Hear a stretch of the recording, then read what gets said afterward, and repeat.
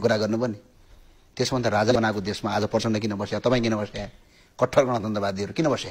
देश छोडेर जानुपर्छ। देश भनेको त्यो देशको जनता र भूगोल हो।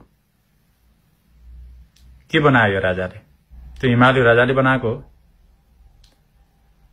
राराताल राजाले बनाएको हो, छेउको कर्णाली त्यो कोशी नदी हो राजाले बनाएको हो, तराईका हरिया फाँटहरू यो राजाले बनाएको हो। के बनाएको यो राजाले? पहाड़का डाँडा काँडा हरियाली यो राजाले बनाएको हो, लाली गुराँस यो राजाले फुलाएको हो, डाँफी यसले नचाएको हो। के बनाएको यो राजाले? यो राजा भन्दा पहिला यहाँ जमिन थिएन, चराचर समुद्र थियो। के बनाएको यो राजाले? 10,000 वर्षदेखि हिमालमा बस्दै आएको भोटेलाई यो राजाले ल्याएर राख्या हो। यहाँ 10,000 वर्ष पुरानो तराईको थारूलाई यो राजाले ल्याएर राखेको हो। 2,000 वर्षदेखि त बाहुन क्षेत्री यो देशमा छ, 5,000 वर्षदेखि अरू जनजातिहरू यो देशमा छ। तिनीहरूलाई यो राजाले ल्याएर राख्या हो। यहाँ केही पनि थिएन। यो 200 वर्ष पुरानो राजा भन्दा पहिला पनि यहाँ मान्छे थिए, यहाँ संस्कृति थियो, यहाँ सिस्टम थियो। जंगलका मान्छेहरू बटुलेर ल्याएर यहाँ कुनै देश खडा गराएन। बरु सत्य के हो भने यहाँका देश, यहाँका संस्कृतिहरूमा यसले कब्जा गरेको र कर उठाएको, त्यो चाहिँ सत्य हो।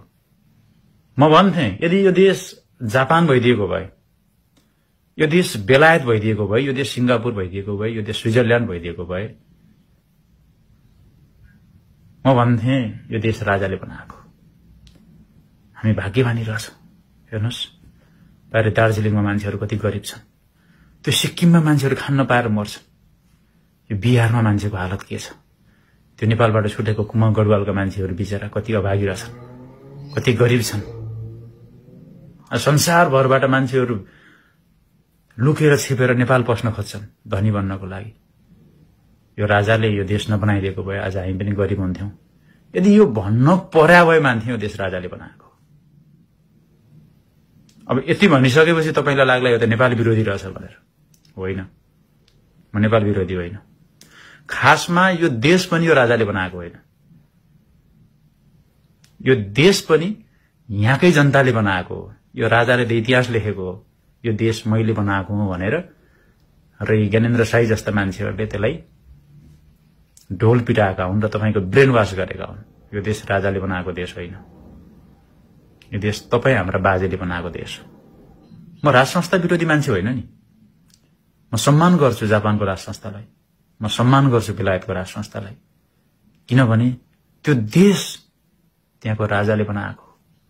यो राजालाई यो देश बनाउनको लागि 30 वर्षको समय थियो। कुनै दल थिएन, कुनै नेता थिएन। 30 वर्षसम्म यो देशमा।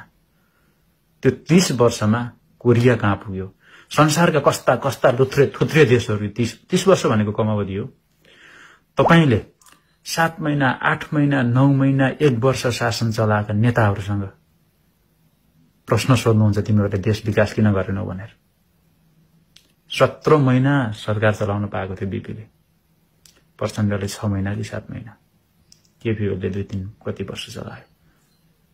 मैले यिनीहरूलाई राम्रो भनिरहेको छैन, तर यिनीहरूसँग तपाईको प्रश्न छ। देश बनाउन सकेनौ, तर कन्टिन्यू 30 वर्ष यो देश चलाउने राजाले यो देश किन बनाएन? बनायो, रोड बनायो, यो गर्यो। त्यो 30 वर्षमा कोरियाले अहिले ऋण दिन्छ। तपाई कोरियामा जानुहुन्छ इबिएस गरेर। त्यो 30 वर्षमा सिंगापुर कहाँ पुग्यो? 30 वर्षमा त्यहाँ पुग्ने हो। महेन्द्र राजमार्ग, कोदारी राजमार्ग बनाएर राजाले गरे हो भनेर के हो? त्यही हो तपाईहरुको, हाम्रो देशको, हाम्रो उद्देश्य त्यही थियो। र यो मान्छेको राजनीतिक चिन्तन, यो देश राजाले बनाएको हो। राजा साई ठकुरी हो, म पनि साई ठकुरी हुँ र म विशेष हुँ भन्ने भन्दा माथिको चिन्तन होइन। अब मलाई गाली गर्नको लागि एकदम तयारी अवस्थामा हुनुहुन्छ होला, गर्नुस्।